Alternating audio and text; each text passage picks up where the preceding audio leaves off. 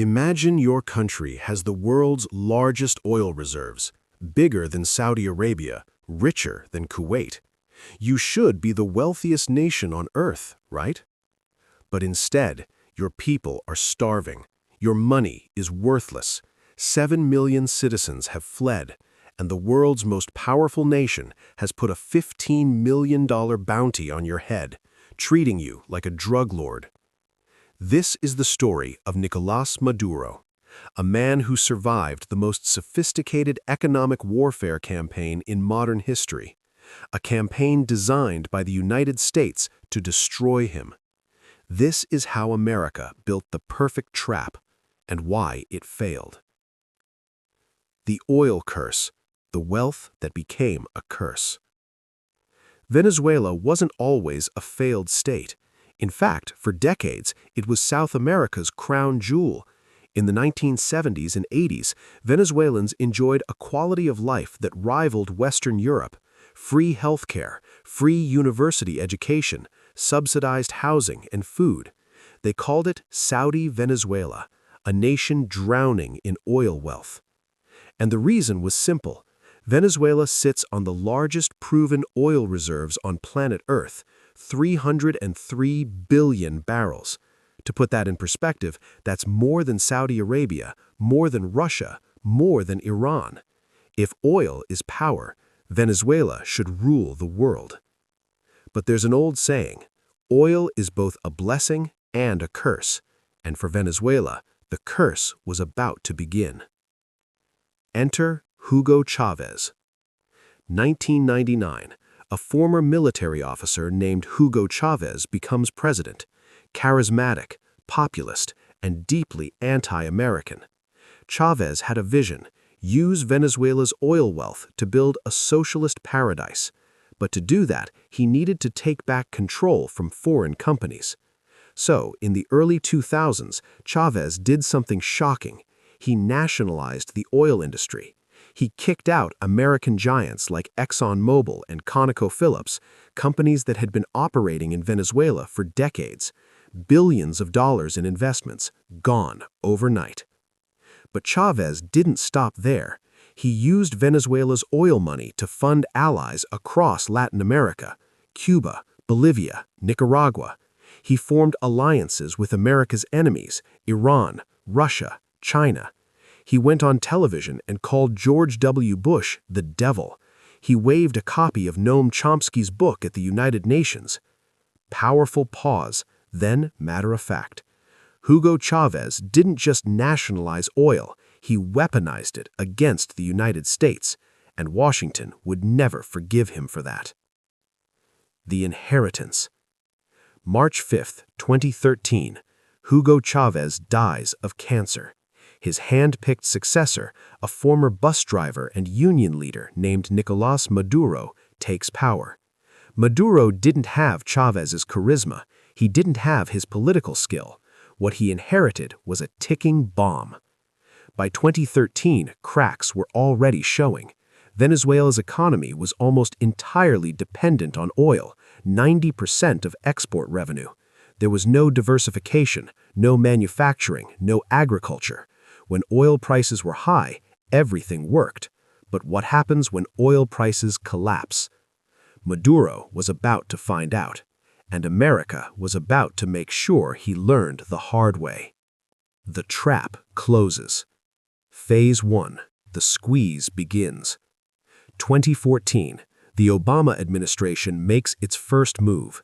In March, President Obama signs an economic order declaring Venezuela an unusual and extraordinary threat to the national security of the United States. Think about that for a second. Venezuela, a country with a collapsing economy and no military power, a threat to the United States, a nation with the world's largest military and nuclear arsenal? But this declaration wasn't about actual threats, it was about legal justification. Under U.S. law, declaring a country a national security threat unlocks powerful tools: asset freezes, travel bans, sanctions on government officials, and that's exactly what started happening. Venezuelan officials found their bank accounts frozen, their visas revoked, their assets in the U.S. seized. But this was just the opening move. The real devastation came from something Maduro couldn't control: the oil price collapse. June 2014, global oil prices begin to crash. $100 drops to $80, then $60, then $40. By early 2016, oil hits $30 a barrel, a 70% collapse in less than 2 years. For most countries, this would be painful. For Venezuela, it was catastrophic. Remember, 90% of their money came from oil. When oil prices collapsed, so did Venezuela's ability to pay for anything. Food imports stopped, medicine imports stopped. The country started to starve. Factories shut down because they couldn't get parts. Hospitals ran out of basic supplies. Supermarket shelves went empty. Inflation started to spiral, first 10%, then 50%, then 100%, and it was only getting started. But here's the thing: was this just bad luck, or was someone helping the collapse along? Trump's maximum pressure. January 2017, Donald Trump becomes president, and he brings a very different approach to Venezuela. No more slow squeeze. Trump wanted Maduro gone, fast. August 2017, Trump bans Venezuela from issuing new debt in U.S. markets. Maduro can no longer borrow money to keep the economy afloat. May 2018, Trump bans Venezuela from selling its cryptocurrency, the Petro, which Maduro created to evade sanctions. November 2018, Trump blocks Venezuela from selling its gold reserves. And then, January 2019, Trump did something unprecedented in modern geopolitics. The United States recognized Juan Guaido, the head of Venezuela's opposition-controlled National Assembly, as the legitimate president of Venezuela, not Maduro, Guaido. Think about how insane this is. Imagine if China suddenly announced that some random U.S. senator was the real president instead of whoever's in the White House. That's what America just did. And it wasn't just the U.S. Within weeks, over 60 countries followed: Canada, Britain, France, Germany, most of Latin America. Maduro woke up one morning to find out that half the world no longer recognized him as president. His diplomats were expelled, his embassies handed over to Guaido's people, Venezuela's foreign assets, including $7 billion in U.S. banks, frozen and given to Guaido. But Trump wasn't done. The oil embargo. January 28, 2019, just weeks after recognizing Guaido, Trump announces a complete embargo on Venezuelan oil. Venezuela can no longer sell oil to the United States, its biggest customer. Explain the impact: factual but devastating. Before the embargo, Venezuela sold 500,000 barrels of oil to the America every day. That's 500,000 barrels every single day. Gone overnight. Venezuela lost its largest source of income. And it gets worse. The U.S. also seized Citgo, Venezuela's oil company operating in America.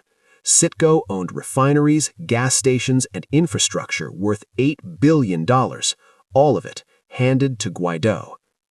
Pause, then shift to grim realization. At this point, Maduro was completely isolated. He couldn't sell oil to his biggest customer. He couldn't access his country's money. He couldn't trade internationally. Half the world didn't even recognize him as president. Foreshadowing, ominous. By every logical measure, Maduro's government should have collapsed within months. But then, something unexpected happened. The indictment. March 26, 2020, the U.S. Department of Justice announces criminal charges against Nicolás Maduro. The charges: narco-terrorism, drug trafficking, conspiracy to import cocaine into the United States. The United States government placed a $15 million bounty on Maduro's head. $15 million, the same bounty they put on Osama Bin Laden, on Pablo Escobar. The message was clear. Maduro wasn't a head of state. He was a criminal, a drug lord. Explained the strategy, analytical tone. This was psychological warfare. By labeling Maduro a narco-terrorist, the U.S. stripped away any remaining legitimacy. He wasn't a head of state anymore. He was a wanted criminal. Countries that still supported him were now harboring a fugitive. Pause, then continue. At this point, the trap was complete. Maduro was economically strangled, internationally isolated, and legally branded a criminal. There was no way out. Or so everyone thought. The impossible survival. Why didn't Maduro fall?